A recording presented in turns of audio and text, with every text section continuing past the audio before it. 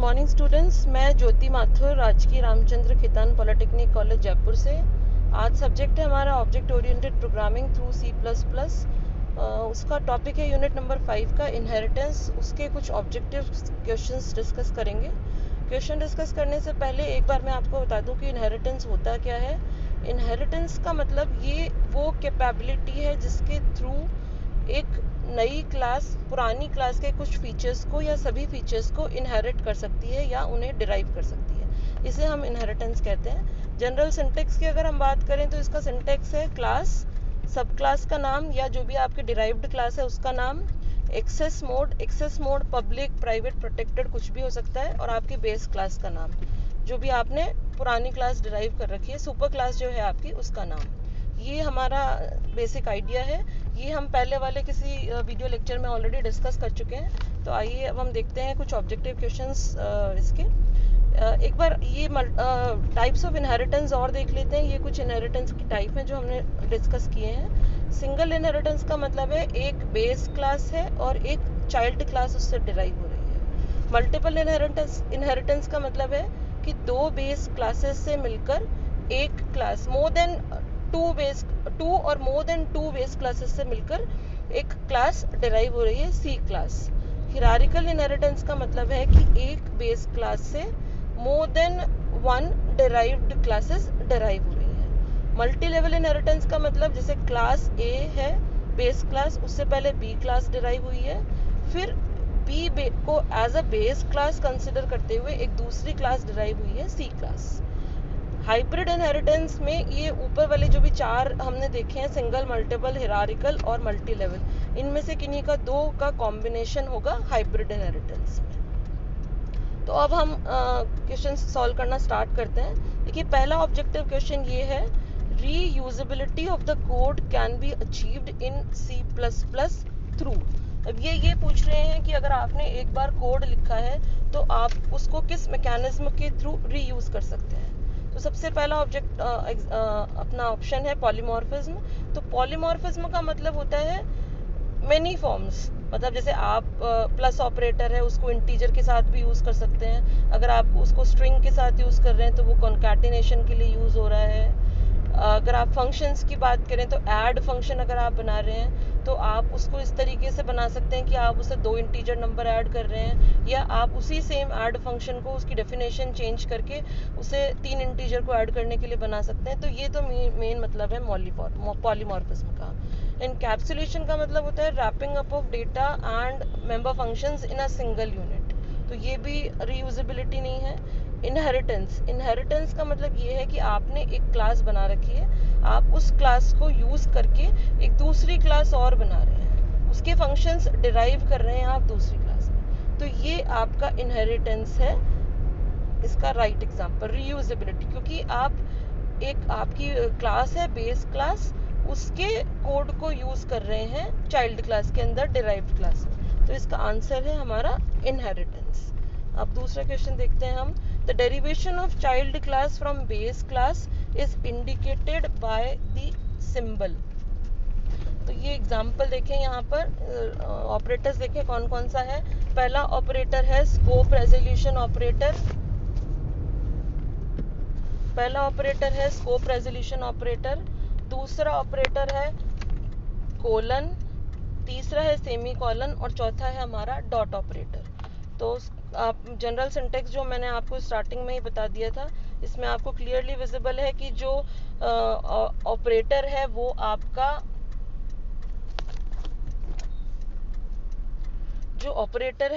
वो है semi colon. Sorry, जो ऑपरेटर इसका आंसर है इस वाले क्वेश्चन का, सेकंड वाले का, इसका आंसर होगा कोलन। सेमी कॉलन तो स्टेटमेंट टर्मिनेशन के लिए आप यूज करते हैं, ये कोलन है, ये इसका आंसर होगा जो आपको जनरल सिंटेक्स में दिख रहा है। थर्ड क्वेश्चन हम देखते हैं, विच स्टेटमेंट इज करेक्ट। ये पूछ रहे हैं कि निम्न में से कौन सा जो भी वाक्य लिखा गया है वो सही है। तो पहला देखिए, private members is inheritable and accessible in derived class. तो मैं आपको बता चुकी हूँ कई बार ये कि प्राइवेट मेंबर्स कभी भी आउटसाइड द क्लास एक्सेसिबल नहीं होंगे, तो वो इनहेरिट भी नहीं हो सकते। प्राइवेट मेंबर्स कभी भी इनहेरिट नहीं होंगे। सेकेंड ऑप्शन देखिए, protected members is inheritable and also accessible in derived class. ये आपका ठीक है। प्रोटेक्टेड मेंबर्स जो हैं वो पब्लिक और प्रोटेक्टेड मेंबर्स आगे इनहेरिटेबल होंगे डिराइव्ड क्लास में और एक्सेसिबल भी होंगे। थर्ड ऑप्शन और देखते हैं एक बार। Both are inheritable but private is accessible in the derived class. ये बिल्कुल गलत है क्योंकि प्राइवेट तो कभी भी एक्सेसिबल नहीं होगा outside the class. Last option है both are inheritable but protected is not accessible in the derived class.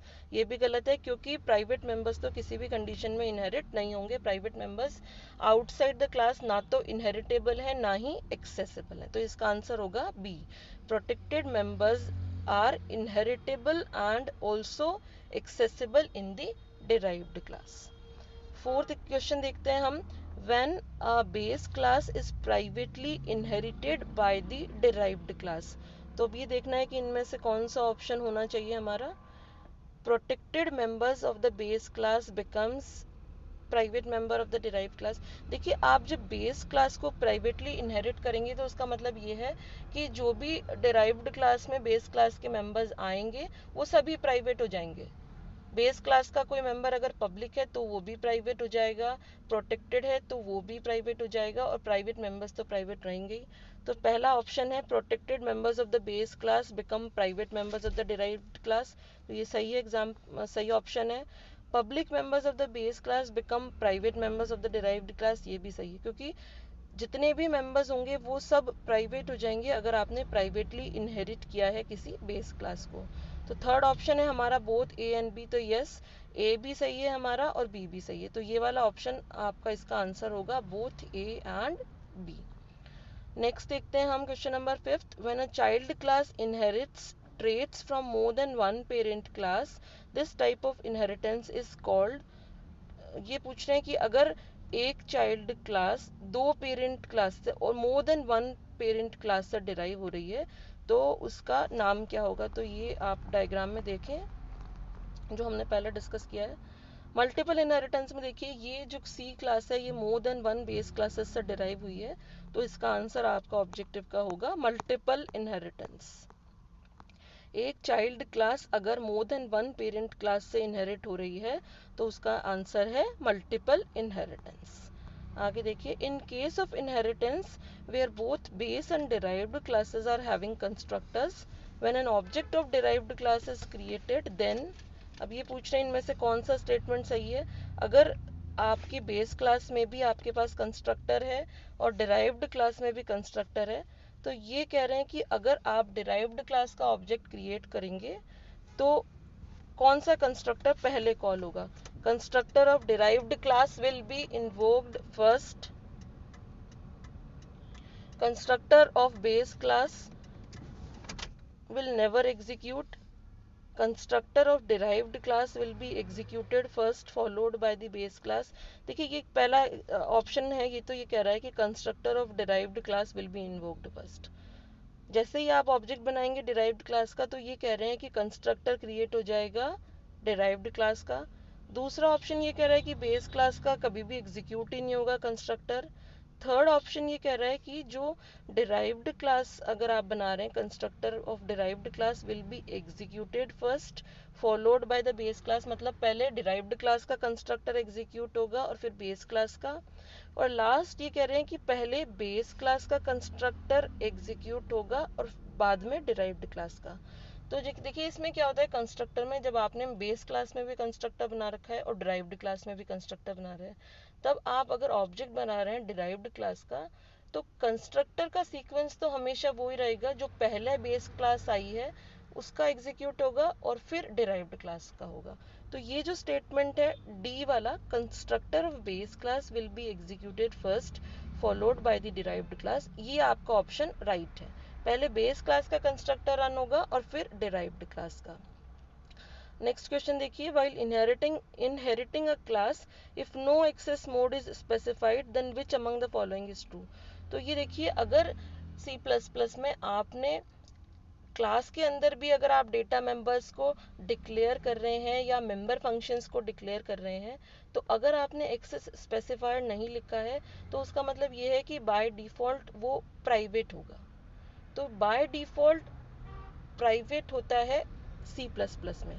तो ऑप्शंस पढ़ें एक बार। It gets inherited publicly by default, it gets inherited protected by default, it gets inherited privately by default. तो जो third वाला option है वो correct है, क्योंकि बाय डिफॉल्ट जो एक्सेस स्पेसिफायर होता है वो प्राइवेट होता है, तो it gets inherited privately by default. तो ये सी वाला ऑप्शन सही है हमारा। Members which are not intended to be inherited are declared as, इससे पहले वाले क्वेश्चंस में मैंने आपको बताया है अभी कि private members are not accessible outside the class, और उन्हें इनहेरिट भी नहीं किया जा सकता। तो प्राइवेट मेंबर एक्सेसिबल भी नहीं है और इनहेरिटेबल भी नहीं है। तो मेंबर्स जो आपके इनहेरिट नहीं हो सकते हैं वो कौन से मेंबर होंगे? Private member. तो ऑप्शन है आपका public members, protected members, private members, private और प्रोटेक्टेड मेंबर्स। तो पब्लिक और प्रोटेक्टेड मेंबर्स तो इनहेरिटेबल होते हैं, लेकिन प्राइवेट मेंबर्स इनहेरिटेबल नहीं है। तो इसका ऑप्शन आंसर होगा आपका सी। नेक्स्ट क्वेश्चन है, if a base class is inherited in protected access mode then which among the following is true. देखिए, अगर आपने प्रोटेक्टेडली इनहेरिट किया है किसी को, तो प्रोटेक्टेड और पब्लिक मेंबर्स होंगे वो तो चाइल्ड क्लास के लिए भी प्रोटेक्टेड हो जाएंगे, और जो प्राइवेट मेंबर्स हैं वो आपके प्राइवेट ही रहेंगे। तो अब ऑप्शंस देखिए, private, protected and public, all members of base became private of derived class. ये गलत है, क्योंकि प्राइवेट नहीं होंगे, पब्लिक और प्रोटेक्टेड तो प्रोटेक्टेड ही रहेंगे ड्राइव क्लास के लिए भी। अब सेकेंड ऑप्शन पढ़िए, public and protected members of base class becomes protected members of derived class. ये ठीक है आपका स्टेटमेंट। पब्लिक और प्रोटेक्टेड जो भी मेंबर्स होंगे वो डिराइव्ड क्लास के लिए भी प्रोटेक्टेड हो जाएंगे, ये ठीक है सेकेंड वाला। थर्ड ऑप्शन देखिए, only protected members become protected members of derived class. तो ये गलत है कि प्रोटेक्टेड मेंबर्स ही प्रोटेक्टेड रहेंगे, पब्लिक मेंबर्स होंगे वो भी प्रोटेक्टेड हो जाएंगे चाइल्ड क्लास के लिए। और लास्ट वाला ऑप्शन है, only private members of base become private of derived class. तो ये गलत है, only private members of base become private of derived class. Protected भी तो होंगे ये वाले जो ऊपर लिखे हुए, तो इसका आंसर होगा हमारा B. Which among the following is correct for a hierarchical inheritance. Hierarchical inheritance का मतलब है आपका एक बेस क्लास है और उससे more than one derive classes derive हो रही हैं। तो ऑप्शंस पढ़ें, two base classes can be used to be derived into one single class. ये गलत है, बेस क्लास तो एक ही होगी हिरारिकल में। टू और more classes can be derived into one class, ये भी गलत है। One base class can be derived into other two derived classes और मोर। ये ठीक है आपका, one base class can be derived into other two derived classes और मोर। ये वाला एग्जांपल आपका ठीक है, एक बेस क्लास से more than two derive classes derive हो रही हैं। और लास्ट ऑप्शन एक बार ये भी देख लेते हैं क्या कह रहा है, one base class can be derived into only two classes. Into only two classes गलत है, मोर देन टू और more than two will be right. तो ये सी वाला ऑप्शन आपका राइट। तो ये कुछ क्वेश्चंस हैं आपके इनहेरिटेंस से रिलेटेड। आगे आने वाले वीडियो लेक्चर्स में हम कुछ और MCQs डिस्कस करेंगे और कुछ अदर टॉपिक्स पे। Thank you.